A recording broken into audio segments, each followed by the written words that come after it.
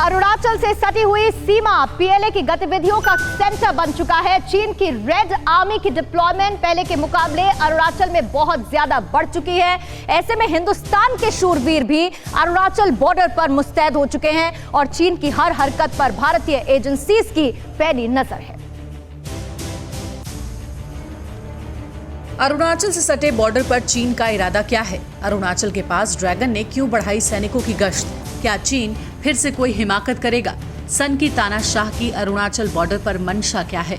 अरुणाचल प्रदेश से सटी सीमा पर चीन की गतिविधियों ने हिंदुस्तान के शूरवीरों को मुस्तैद कर दिया है। भारतीय एजेंसियां सीमा से लगने वाले अन्य सेक्टर्स पर भी कड़ी नजर रख रही हैं।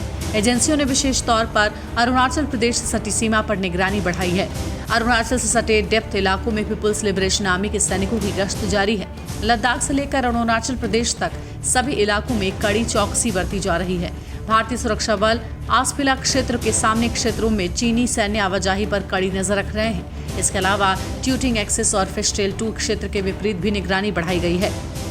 हमारे जवान जो हैं वहाँ पे पूरे तैनात हैं और चाइना को जब राजनाथ जी की मीटिंग हुई है उनके डिफेंस मिनिस्टर के साथ मॉस्को के अंदर, उन्होंने बड़ा क्लियरली उनको कहा कि चाइना ने ये यूनिलैटरली डिसीजन लिया फौजें वहाँ भेजने के लिए, और इसलिए चाइना को अपनी फौजें जो है वापस लेनी है और तभी जाके ये जो मसला है सुलझेगा।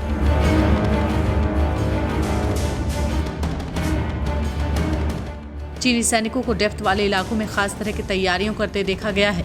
अरुणाचल से सटी सड़कों पर भी चीन की तरफ पीएलए की गतिविधियां और डिप्लॉयमेंट पहले से ज्यादा है, तो रेड आर्मी की निगरानी भी इस इलाके में पहले के मुकाबले बहुत ज्यादा बढ़ी है।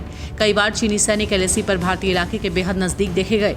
सूत्र कहते हैं कि इस बात की आशंका है कि चीन इन इलाकों से घुसपैठ और कुछ इलाकों पर कब्जा करने की हिमाकत कर सकता है। ऐसे में अरुणाचल बॉर्डर पर भारत चीन टकराव का नया फ्रंट कभी भी खुल सकता है।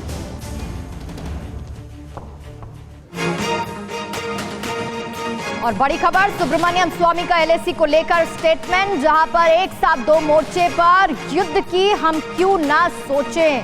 एक तरफ जहां पर भारत के सामने चीन है और दूसरी तरफ पाकिस्तान। सुब्रमण्यम स्वामी का ये बयान, पाक को 4 टुकड़ों में बांटने का ये मौका। 15 नवंबर के बाद 2 मोर्चों पर युद्ध संभव है। पीओके वापस लेना है तो इस युद्ध से ये संभव है। स्वामी का ऐसा बयान है।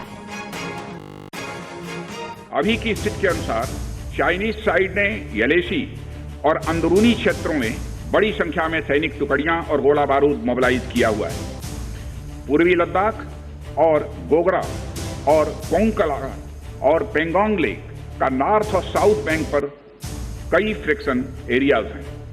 चीन की कार्रवाई के जवाब में हमारी आर्म्ड फोर्सेज ने भी इन क्षेत्रों में उपयुक्त काउंटर डिप्लॉयमेंट किए हैं अध्यक्ष महोदय, ताकि भारत के सिक्योरिटी इंटरेस्ट को पूरी तरह से सुरक्षित रखा जा सके। रक्षा मंत्री के सदन में दिए बयान से साफ हो चुका है कि एलएसी पर हालात अच्छे नहीं हैं और वहां कुछ भी मुमकिन है। सेनाएं आमने सामने हैं। अलग अलग स्तर पर बातचीत के कितने ही दौर चल चुके हैं, लेकिन तनाव कम होने की जगह बढ़ते ही जा रहे हैं। ऐसे में सबके जहन में एक ही सवाल है, क्या भारत और चीन के बीच युद्ध तय है? अब इसके बाद सवाल उठता है कि इन 2 ताकतवर मुल्कों की जंग हुई तो चीन के चरणों में पड़े पाकिस्तान का रोल क्या होगा और उसका हश्र क्या होगा? इसका जवाब बीजेपी सांसद सुब्रमण्यम स्वामी ने बखूबी दिया है।